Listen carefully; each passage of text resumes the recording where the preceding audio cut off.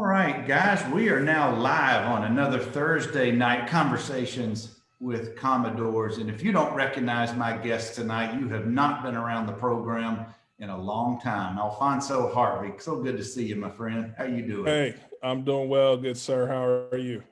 Doing just great, just great. And Alphonso currently, and we're going to get into a little bit of this in a little bit, is the football representative for the Black and Gold Club. And you guys have heard us talk about it. I've had Chris Griffin on a few weeks ago. We've got it in our Facebook group here. And I'm not going to step on Alfonso's toes. I'm going to let him introduce it, talk about it in a little bit.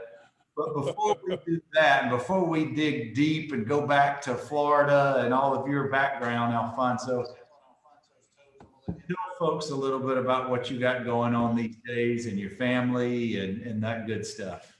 Yeah, so Alphonso Harvey, proud Floridian that's made Nashville, Tennessee home. I've been here since I came to Vanderbilt. Love this city. Can't get enough of it. We'll talk after football first, but spent about the first 15 years out of school, building a career in corporate America, saw an opportunity to start my own healthcare company, and I did that. We now focus on helping expecting moms to have safer, more comfortable pregnancies. So being a new dad and a new husband in the last couple of years has really prepared me for the industry that I'm serving now and hope to serve in future years. But I'm a guy with very few hobbies. I like to watch Vanderbilt sports, fiercely defend the Shield. Some of you may have run up against that in social media, and I will never change. I love NBA basketball, excited about the NFL, but Vanderbilt is my passion. I'm there when they're winning, when they're losing, and I have a good perspective on what it looks like. So I'm excited to be here. That's awesome. That's awesome. You bleed black and gold through and through. I know that. 1,000%. I know that. I want to welcome a couple of your former teammates. One of my guests from last week, Jason Smith. Smitty. And Mr. OJ Fleming has joined us tonight. OJ. Man, OJ was a heck of an athlete, man. And he's giving them heck and on social media nowadays. And I appreciate your commentary, good sir. Oh, I will tell you, OJ usually puts out there what I'm thinking, and I sure appreciate that almost every time I see it. So thank you, OJ. I love it. We're going to take it back. We're going to go back to some of your old days. And I saw that Dennis Harrison, we'll get to this in a minute, but Dennis Harrison was one of your coaches. Yeah, man. Dennis was a few years before me, but when he was active in the league, he still came back and mixed it up with some of the guys. And man, what are the nicest, funniest guys I have ever had the pleasure of being around. He didn't know me from anybody else, but he knew I was part of the program and just was nice and jovial and funny. But anyway, playing for him, I bet, was a whole different ball of wax than just being. He was a good man. It's a lot of textures to Coach Harrison, Reverend Harrison, Father 13 Harrison, my guy. He was an interesting man. Mm-hmm. And another fun fact is his teammate with the Eagles, Bernard Wilson, I still work out with at the Y. So I see him at the YMCA. I want to get him on the show. Definitely. He is elusive. He is an elusive creature. You have my permission and my request to provide my cell phone number and background information to him. I will. He's also from Daytona Beach. So I want to head there. I want you to talk about the pride of Daytona Beach and how is it that you made it out of the state of Florida and all the way to Nashville for college to play ball? Well, my experience was I played for a powerhouse school, 6A classification. Played freshman football. Then I never played football until I got to high school because I was too big. Always was a basketball guy. Fun fact, I played with the oldest player in the NBA, Vince Carter. He just retired. So that was my high school teammate. But that's a pretty good teammate right there. Oh yeah, great guy. Games on riding with him. Oh yeah, great guy. We rode that till the wheels fell off. But just the active guy, 13 letters, 12 or 13 letters while I was in high school. Went to varsity sophomore year. After playing JV, my father was insistent on me playing freshman and JV football because I had never played. And I ended up starting in the playoffs my sophomore year. So I went from not playing football to starting in the playoffs, and that was awesome. Players are going to play. Yeah, so I ended up getting my first letter. I think it was Clemson was the first people that sent a letter. And then we did if you have a child that's being recruited, we did one of the hardest things, which is we moved. And we moved from Daytona to Huntsville, Alabama. My mom was going to school and my dad wanted me to go with her, to be with her while he kept the home in Florida. And she had sacrificed for all the kids before and put it off, was trying to get a master's. And they made a decision I was going, not realizing that their son had a little burgeoning football career. So I detoured from Daytona. It was great, 6A, great football. And then I had to transition to Huntsville. We didn't win a game. Which high school? I went to Butler High School in Huntsville. Okay. Yeah, I played basketball. I was going to say they're more known for other sports. Yeah, played basketball with James Strong, who ended up coming to Vandy. So we're high school teammates for a season, and I couldn't take it. I said, "Mom, I need to get back home." I was lightly recruited. More people were actually recruiting me for basketball, if you could believe it. If you know me now, you cannot believe that I was getting recruited as a basketball player. Awesome. Division III, but they wanted me. But we got home. I came home for Christmas, and then we came home permanently that summer, and I had shoeboxes full of mail. The recruiters couldn't find me. So, you start as a sophomore, there's an expectation for you to matriculate. So I get back home, I fall right back in with my friends. I'm playing my senior year. End up having 35 offers. Wow. And it came down to what was familiar, but what was also a great school. And Vanderbilt at the time, we had Anthony Asma, who's an AD now. We had Robert Sheffield. We had Bobby Jackson, all guys from Daytona Beach that were on the squad. And I felt at home, felt at ease, and took my visit here. I took all my visits. Where'd you go? The funnest, the most interesting visit, I went to East Carolina. They made a lot of offers, and it was the whole football visit thing. East Carolina, I went to University of Central Florida. That same weekend, Dante Culpepper was on his visit, and he ended up getting like 16 guys from his school to come that season. He got a bunch of people scholarships. And then I went to Florida. I went to Florida during the season on an unofficial, and they offered me, but then they pulled a scholarship when I went commit in October. And then I came to Vanderbilt, and it just felt at home. And it was December, it was cold. My buddy Johnny Matoya, my oldest, longest standing friend, we ended up being roommates in college and after college. Was on a recruiting visit with me, and it just felt like home. It felt familiar. Didn't know where Vanderbilt was at that time. In the 90s, a kid associated a school with a state. So Florida State, University of Florida, Georgia. I didn't know where Vanderbilt was.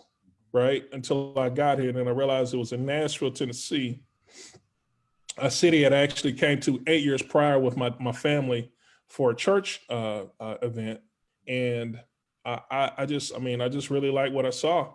And I decided after James Manley hosted me and ate my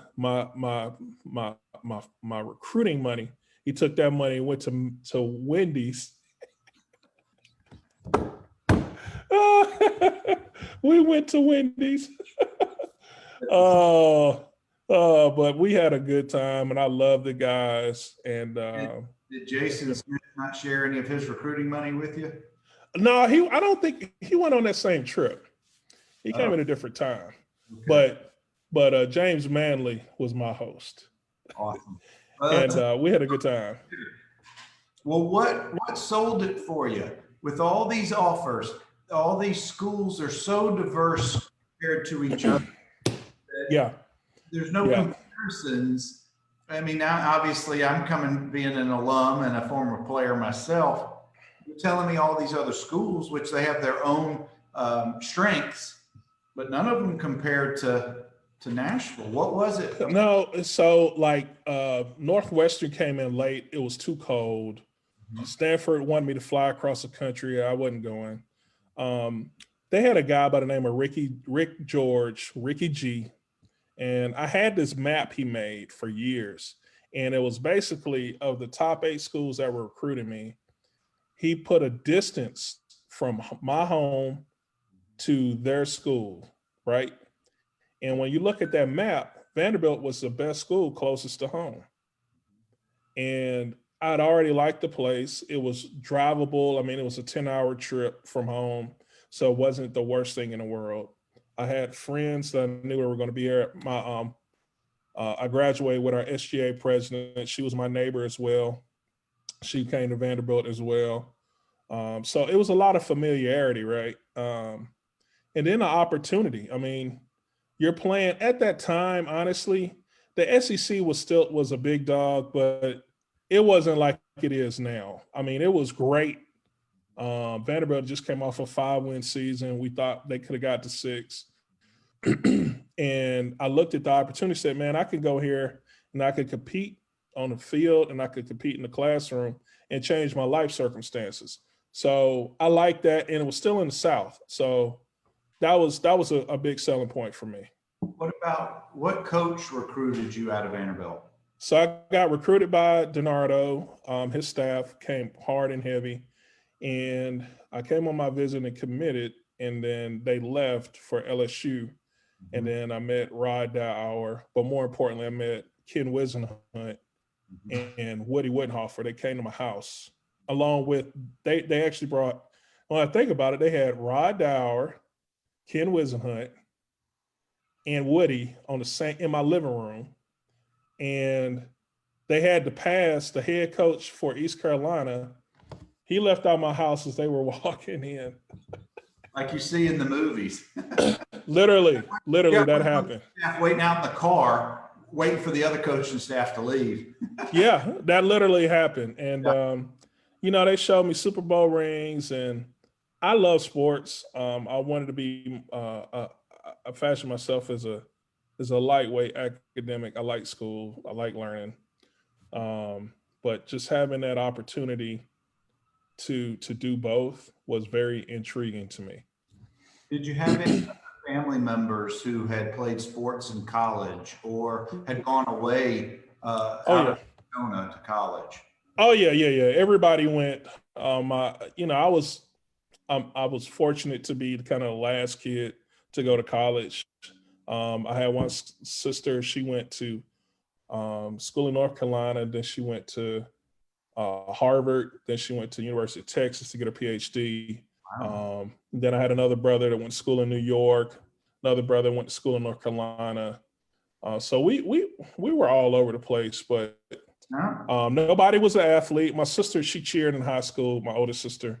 But beyond that, I mean, my dad played football at Tennessee State. So there's that was, yeah. And he always had war stories. So that, it's amazing how things kind of embed in your mind. And then years later, you're like, I can be in the same town, kind of making my own way. All right, as a side note, did he take you on a trip over to Tennessee State and show you the stomping grounds and here's how we Uh, eat and that kind of thing? it was more of a story. My father was 40 when he had, you know, I was born. So it's kind of like me with my son, although my son is enrolled in Mr. C's Commodore Nation as a 1-year-old. So he'll know Vanderbilt his whole life. Awesome. Awesome. Yeah. Yeah. But Well, no, he didn't really do that. But I mean, I got to see the neighborhood and whatnot. I know most dads, most parents want to show, hey, here's where we went to. We used to eat. We used to do all this. Oh, yeah. Now, we did get to eat in one restaurant, Sweats, which was here when he was in school. So that was cool. Excellent. Excellent. But you know, most kids, at least by the time they're teenagers or a little older, they're just over it. You know, they don't want to hear this. But the other thing I was going to say, it sounds like your siblings set the bar pretty high for you. Yeah. And all PhD, all of that. That's yeah. Yeah, and the thing was, by the time it got to me, and keep in mind, my mother stopped school when she was 14, started having kids, but she ended up as a college professor, right? So she was getting her master's. She finished that in '96, right after my freshman year. Awesome. My dad put her through school. So for me, by the time I came along, my dad told me, well, son, you need to figure out how you're going to pay for college. Dad, I got this. I got this. Oh, that's awesome. Awesome. Yeah. Now, let's talk about your recruiting visit to Vanderbilt. Yeah. You had James Manley. I mean, how can you get any better than James Manley being your host? He was. But aside from all the fun stuff that everybody does on their visits, there had to have been some things that really resonated with you that in the back of your mind, I know that my visit is not going to be what every day is going to be here at Vanderbilt. There are some real things here that I can see myself for the next 4 or 5 years, and that sold it for you. And what was that? Well, for me, it was kind of the brotherhood with your teammates. So I came in the middle of December when the semester was about to be over. Okay, or should have been over, but it wasn't quite over. I don't know, it was weird times. So people were almost in exams, or I remember it was snowing, it was December. So I didn't get we didn't go to a big party. We didn't, that was my Vanderbilt trip. My Vanderbilt trip was them showing me what was going on because all the other schools they ate up those weekends for me. They showed me what was going on, and I got to see the players interacting. So I got to see Alan Young sitting in the dorm room, you know, talking to his fraternity brothers who ended up becoming my fraternity brothers. It's crazy how this stuff works. I got to see people interacting. And as the youngest of 5, with my brothers being 15 and 18 years older, you know, having a brotherhood was really important to me. So just that lightweight interaction, the fact that they made a party happen for me in a dorm room, like where I could meet the players that were there and all my buddies from home, you know, were there. Was this in Carmichael Tower? Yeah, it was actually. Was it? Yeah, it was in. Was it in one of those study rooms right off the elevators after a basketball game on a Saturday night? Something like that. Those things went on for 40 years in those towers. Things in the 80s. I'm not that much older than you. Got a couple of your teammates who just dialed in with us. D. May has stepped in for a few minutes. Derek. And we just got off T-Banks. Tammy's got a great story too. Those are two of my most treasured friends, people that I talk to on a regular. So they're probably going to say something wrong on here, and I'm going to have to get back at them. Well, both have been on this show, and I love my conversations with those fellas. I wish they mates of mine my time, or if I'd have played with y'all. You're right, Derek. It's RIP to the Towers. But back in the day, in the early to mid 80s, Vanderbilt got itself in hot water with steroids, and you can go back and find the Sports Illustrated articles about it. Well, kind of as a slap in the face to all of that, they used to call our towers parties steroid parties. There were no steroids at the parties, but there was everything else. Oh, But I'm sure. guys would set up a bar in one room, a DJ. One of the guys inevitably had one of those huge systems, and the towers, I'm sure, were doing this. Oh yeah. Oh yeah. Times, some of the most fun. Yeah. We had the stadium club for those brouhahas. Yeah, John Shoup came on a few weeks ago and stopped short of telling what exactly went on parties, but Yeah. I know he chaperoned for many of those.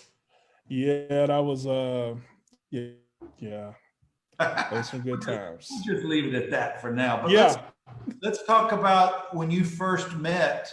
You come to campus and you're in your first fall camp. And I assume at that time, freshmen still came a couple of days before the upperclassmen. Were they still doing that? Yeah.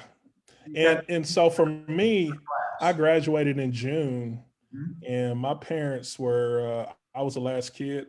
So I moved I moved the night I graduated. Oh my gosh, I thought mine, I left 3 weeks later, but you moved. No, wow. same night. And I moved to Nashville on 21st into a basement apartment with pipes that hit you if you didn't duck.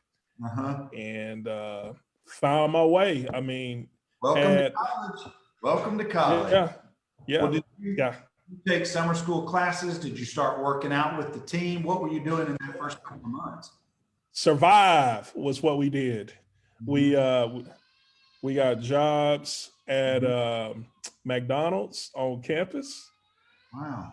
And we went to the police station to get a bike because they had all those turned in bikes. So I had a bike that I would ride to work, make enough money to call home, and ate McDonald's until I got on scholarship and worked out like the Dickens.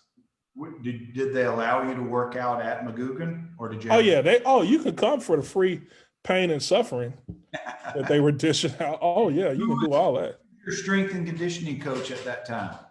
My strength and conditioning coach was Chris Gaines with Todd Suttles.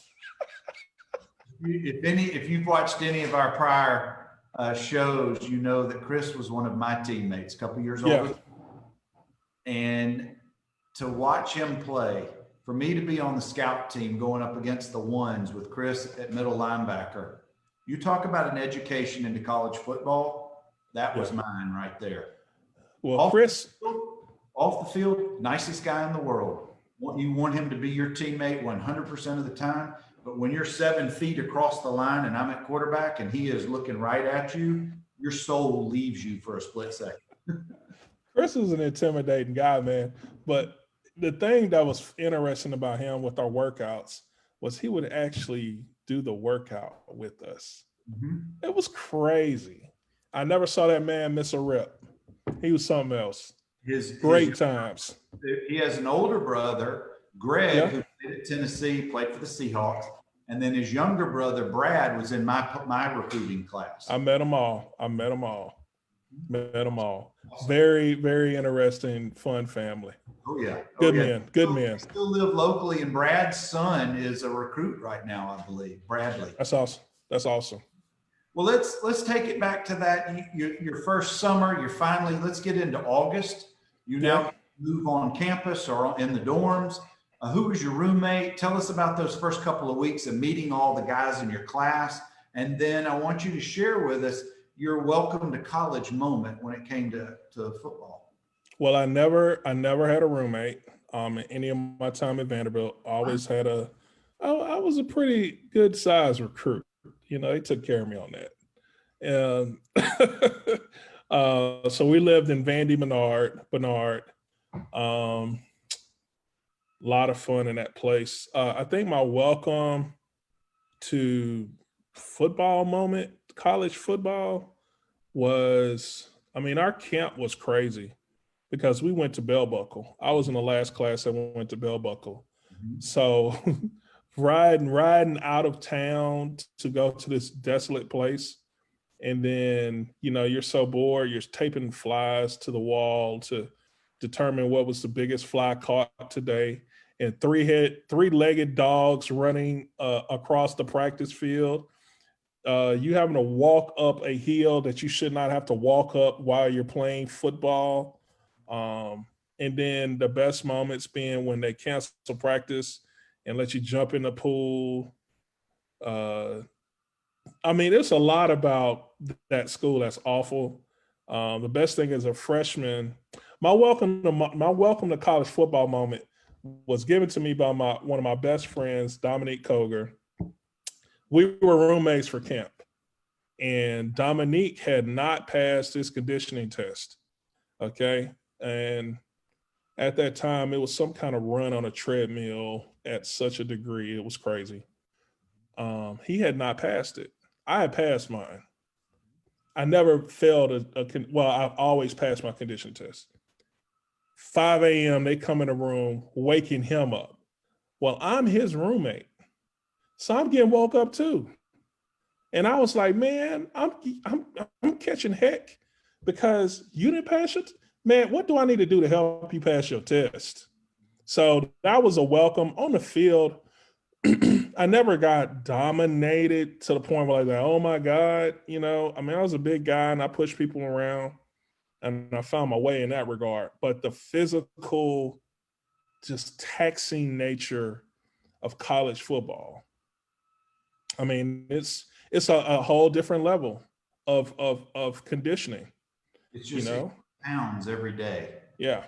And like I was telling, on its own, separated, that's manageable. I shouldn't say anything. I was a quarterback, but for you guys, the big guys, it seemed like it was compounding. Yeah. And you lose 9 pounds a day and you're putting it back on and you're waking up in the middle of the night with the cramps. And it was gladiator-esque. I will say that. So that whole fresh camp, I was like, man, if it's going to be like this, dear Lord. Dear Lord. But we made it through. Football, that's right. Yeah. Yeah. Our conditioning test back when I was coming in before you got into the camp was you had to run 1.5 miles on the track. Depending on your weight would determine what your time you had to make it within. Now, Vanderbilt doesn't have the luxury of having recruits from mainly Tennessee or in the South. You got to recruit all over the country. Right. So the guys historically, and if you need to scoot for a minute, go ahead. No, you're fine. Guys historically from the north who aren't used to that humidity, it didn't matter how good a shape that they were in. When that humidity hit, it hit hard. Some of our best players, they would cramp up and couldn't finish sometimes. They had to get used to that humidity. I don't know if you ever used that with some of the northern guys or bigger guys, but the humidity, you know how it is in the South. So my story about that is the first 3 games of every season that I played at Vanderbilt, I had to get IV'd because the sports, the physical, the PT department, they couldn't figure out what was going on. I remember the night before we played LSU years later, I drank 12 20-ounce Gatorades the night before, and I still had to get IV'd. Wow. And what it was is I just lose potassium quickly. And that happened to me in high school in Florida, But what ends up happening is I have to give them credit. They gave me salt pills, and we ended up playing a double overtime game against TCU, and I blocked the field goal in the second overtime. Like, I was fine. So once I figured that out, I was like, but man, I lost a lot of opportunity to play with these cramps. Because back in those days, they would IV you under the stadium. Yeah, it was terrible. How sports science has come so far in just 20, 30 years. Could you imagine being given salt tablets now? They don't. Yeah, but it worked for me. 3 the night before, 3 the day of, and I was fine. But so Okay. to your point about humidity, it's a crusher. It's a crusher here. Yeah, yeah, it sure can. And guys, I'm talking, of course, with Alphonso Harvey, and I want to welcome some more guys that jumped in. Brian Diggs, PC Crosby. Thank you guys for stopping by. Oh, big digs. What's happening? Well, Alfonso, let's stay on the field for a few minutes. Yeah. Share with us some of your better memories, either on, in a game, practice, or just camaraderie in the locker room. Anything that was fun, funny, or just is still memories for you that brings a smile. Well, I'm gonna start low and I'm gonna go high. So the lowest point was when we played LSU the first time, and Coach Parker, rest his soul, decided he wanted us to slant opposite the strong side the whole game because Kevin Falk was a cutback specialist. Yep. And I got double teamed to the point that they drove me to the sideline and high-fived on the way back. And after, and after that game, then I was a backup on scout team. But I had to work my way all the way back from that. And I did that in one season. So I'm proud of that. Rob Patton tells an awesome Kevin Falk Superman story from that game. Oh man. Yeah, he was amazing. And then you fast forward to when we had a chance to beat him here. And I make the first tackle of the game. And it's one of those where the whole crowd goes, ah, boom. And that was me. So that was awesome. Every time we played Florida was a big game for me. I always had, 6, 7 tackles during those games and was disruptive. Did you get to play in Gainesville? Oh yeah. Yeah. We got to play down there twice. How many family members made the drive? I think the biggest for me was like 40. Yeah. I was negotiating tickets. You were begging for tickets. Oh yeah, early and often. That's awesome. Got to sack Tim Couch. I say twice. They say 1.5. Whatever. I got him. He was the number 1 pick in the draft that year. You say the former number 1 pick. Yeah. So I mean, I had fun. I played a little bit freshman year, the majority of my 3 years after that, and I had a good run. Sorry, you're hearing my guard dogs. They see a squirrel or something and they just go crazy. It's all good. But it's all. Let's take it off the field. Where'd you hang out? Where'd you go eat? Where was some fun places? Well, everybody went to Chili's. I don't know how that place is still open, but it's still standing, man. It was a lot of Schlotsky's Deli. It was a lot of Wendy's, late night Wendy's. Back when there was a Phillips 66 station next door where they towed your car. That Wendy's, what? When I was there, they wouldn't let you walk through the drive-through. They had bodies that come through there on foot. Yeah, it was crazy. The same thing for us. We used to eat at the Cooker when we felt special. That was my favorite place. Yeah. I mean, it was cool. We stayed around West End. Didn't go many places. When we needed to get some beverages, we ventured off of DB Todd. They were friendly to us young fellas in regards to being able to get some liquor. Now, did any of the fellas have cars? My class, we had a couple of cars. I ended up bringing up a car that my brother-in-law gave me. It was a blue and rust Toyota Corolla, like 1981. When I got it, it had 250,000 miles on it. It was fantastic, and I would still have that car, if not insult to injury. The day I sprained my ankle in spring ball, I limped down to go to my car, and I looked to the left and looked to the right, and my car wasn't there. Somebody stole my car. I'll never forget it.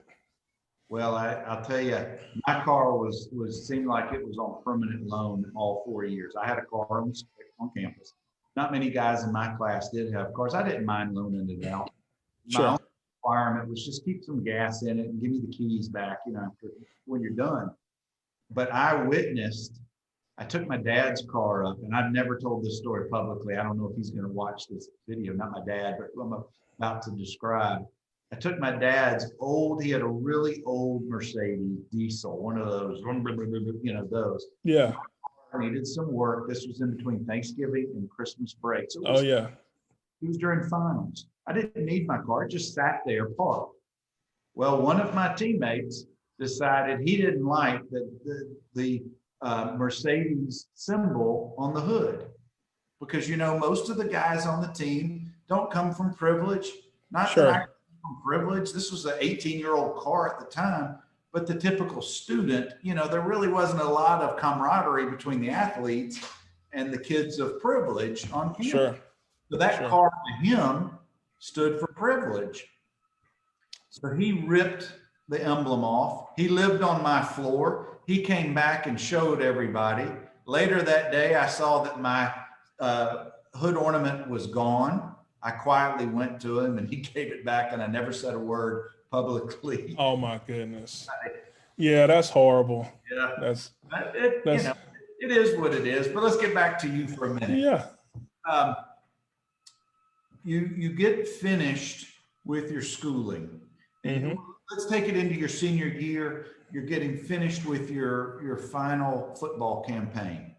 Let's take it. It's Thanksgiving. It's right before Tennessee, and even before that game. What's going through your mind for what's going to happen for you into the future? Whether football is going to be in your future, or you're going into the business world or grad school. What was going on?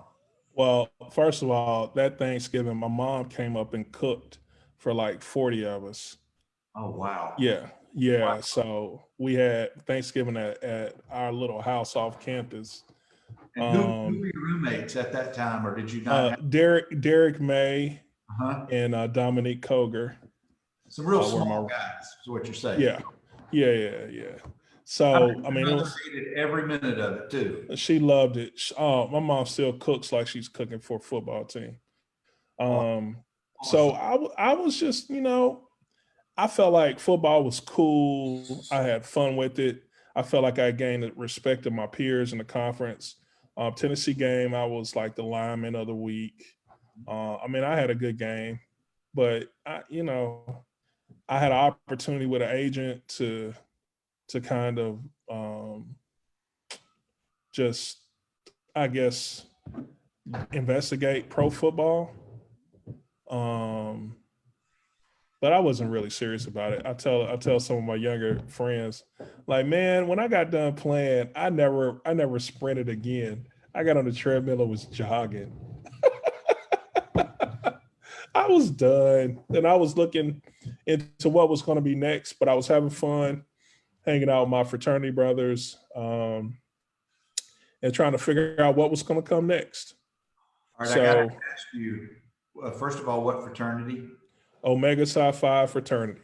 And did you participate in any of the step shows? Yeah, that semester we got to. And are there any video of you stepping? There used to be. I ended up making it onto Comic View, and they had a step show feature. We got to do that, but I have fun with it. We have to see a photo or a video of you stepping. Oh man, I'm sure Derek has some. I will pay if somebody has it. If somebody can post it. Hey, I had a lot of fun. I had a lot of fun, but yeah, I mean, I got out and I was trying to figure it out. And that summer, fraternity brother of mine, he ended up I was looking for work. At that time, you used to living on $750 a month, right? So I just was looking for a job. My buddy found one, and it was some guys starting a home moving company. And two things that job taught me. One, it taught me that I was a leader, and two, it taught me that I did not want to do manual labor. So from that job, I went back to Vanderbilt, and I went to the resource center. And they had a book at the time of opportunities. So I saw one for internship at UPS that I made the interview. One thing led to another. 15 years later, I left there to start my own company. So it was great. That's awesome. That's awesome. You made your own way. And you figured it out. Vanderbilt was very important because Vanderbilt as a degree is very valued, especially in the Southeast region, by decision makers to have those people on your team. Well, So, that yeah. Division I football. Yeah. That Yeah. I'm sure was another feather in your cap, so to speak, compared to somebody who graduated from a state school who didn't do anything like that, who may have just, Then, I'm not knocking fraternities, but maybe didn't have another thing that they had in addition to academics and fraternity. correct. But I think playing any team sport, or and not just team sport, but any varsity sport for an undergraduate sets you apart, regardless of your accolades and how well you played. The fact that you played Yes. those years. Now, Yes. Jamie Winborn has entered the conversation. We Tomka. That's my part. That's my part of Alabama, South Alabama. That's my guy, man. I got so many stories with Jamie. Hey, Now, hey.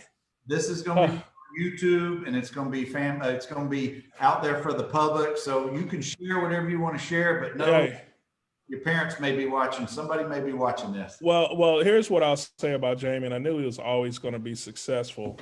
When him and AJ McGrew came in to the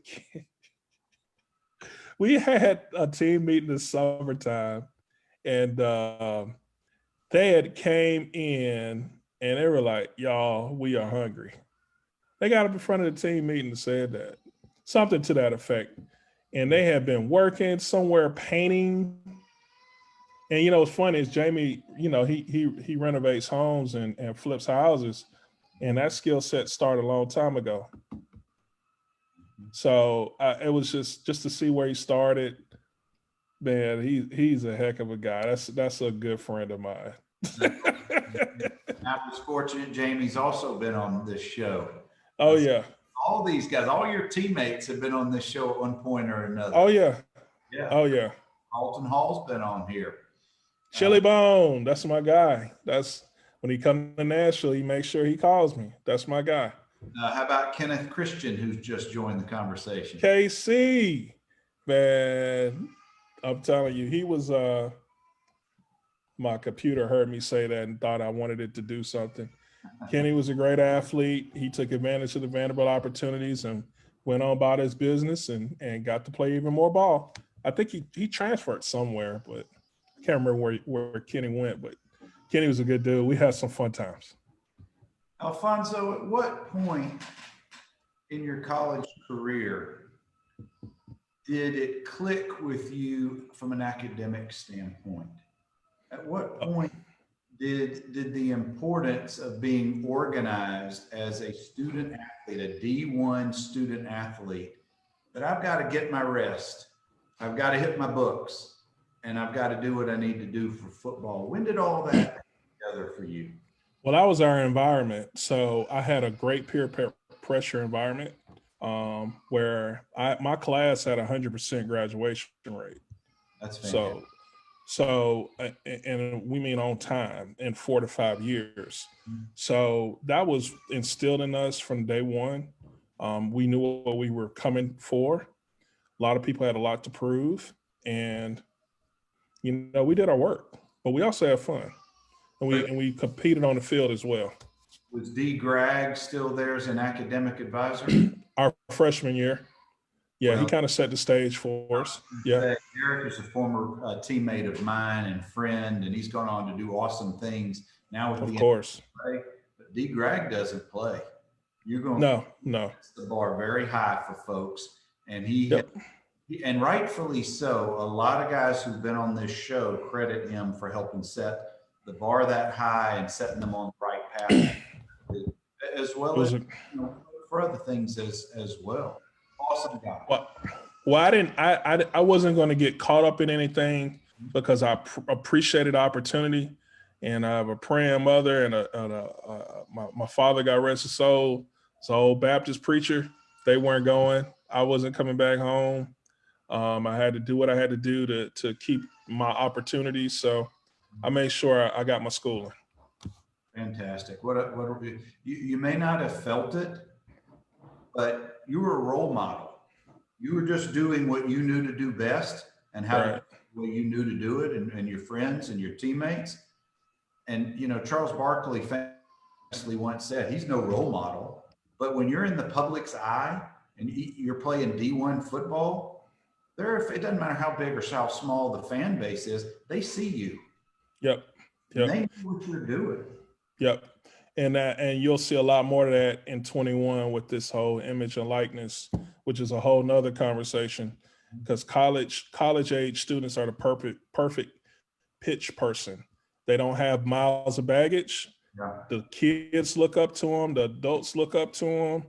So it's an opportunity for a lot of people that they're going to have that is immense. Well, with the advent and the onslaught of social media in the last 7 to 10 years, when I see someone like a Zion Williamson has 2 million Instagram followers in high school, that's branding. Yeah, that is absolutely your brand when you're 14, 15, 16, 17 years of age.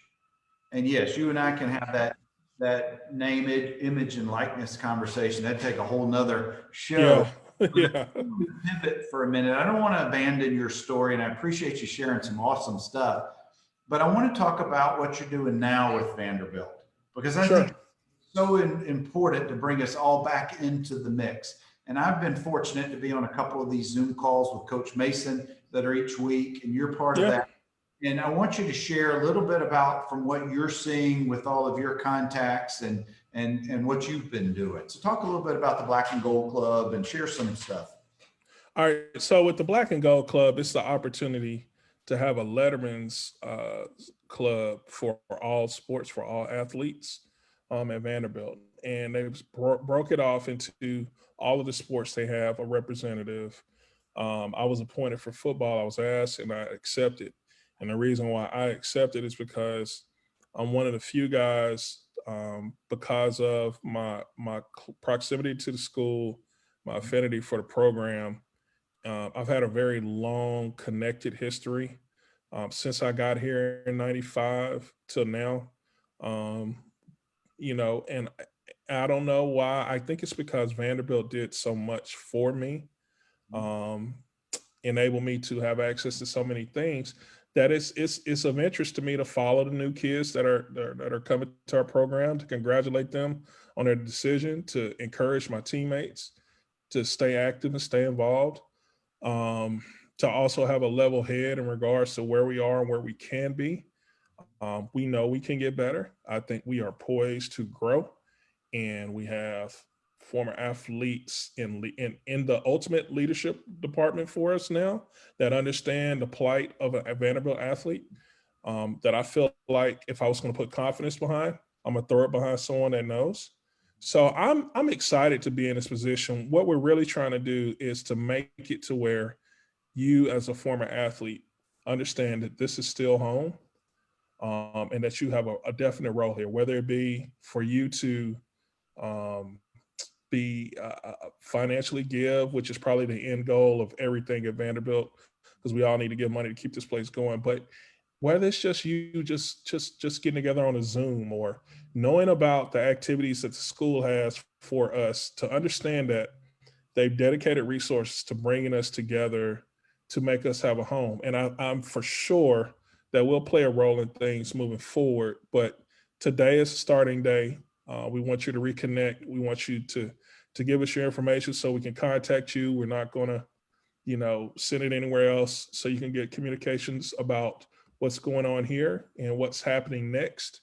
I think that's important. Do you mind, when we get off this, put a link, clickable link, so if folks want to register for the club and provide information. Now, one of the things I've talked with Chris Griffin, who's overall the Black and Gold Club, former player. He's been on the show. One of the things that I think is so valuable that I really hope gets developed is a way for the current student athletes to be in contact with the former student athletes in your respective sports. Sure. Mentorships, internships, potential job opportunities are all there. And if we've got so many people in our, just my little Facebook group here, there's about 300 alone, but there's hundreds, if not thousands, who offer so many unique and just awesome things about their respective experiences and lives that they can share with the current student athletes. Sure, sure. There's so many steps that can get filled in. We should never have a former athlete not having a good start in life because they didn't know someone that is doing what they aspire to do. You know, there are people from this institution that are connected with athletics that touch all realms of society. And what I want to see, and I'll share this idea with you, is an opportunity for us when the world opens back up and it's safe, for us in the spring to have a spring bazaar, meaning, you know, you can as a former athlete, you can have your company be a title sponsor, right? Do it at the field house, and we have a big old networking hour with all these people, with all these kids, all these sports, who you are, what you're doing, how you're doing it. Let's connect. Let's move them forward. That would be great, but I know you need former athletes to register. Yes, I do. Into the system. That's the ask. Now let's talk about the in-season virtual meetups. I know that Zoom, everybody's tired of Zoom, but that's all we got really right now. And I've been able to attend a couple of coaches Friday chats, and those are awesome. They're, from what I understand, correct me if I'm wrong, former letter winners, former members of the program are eligible. You don't have to be a donor. Always welcome. Always welcome. So I've been going to those since Coach started them, 6 years. Like, you know, go have lunch and hear them talk. What's that? This is the luncheon that normally is on Fridays. Yep. It's they're trying. That's the way they communicate, and I think it's a great thing. Like, I know it's a big ask, and I'll just say this to everyone: it's a big ask for people to get on Zooms after you've had a long work week, because for a lot of us, this literally is our life at this point in time. However, we really need your information, and then there's an opportunity for the school to share with us further information on Zooms and on these calls that get you behind the scenes and get you back close to your program. Because the thing I always say to people is, even if you have some kind of adverse response to Vanderbilt athletics today, yesterday, because of what happened to you, what you've seen, blah, blah, blah. When you're washing clothes, you got your Vanderbilt shirt on. I see your kids wearing Vanderbilt gear. You have an affinity for this place. So let's be involved. Let's do our part, and let's love our school. Couldn't say it any better. I've also, Chris Griffin has organized watch parties for the football game. And one of the things that was pretty cool is two of my former teammates attended the LSU game that we watched together. I hadn't talked to either one of those guys in over 20 years. It was awesome to catch up with them. Absolutely. All about it. It was absolutely so fun.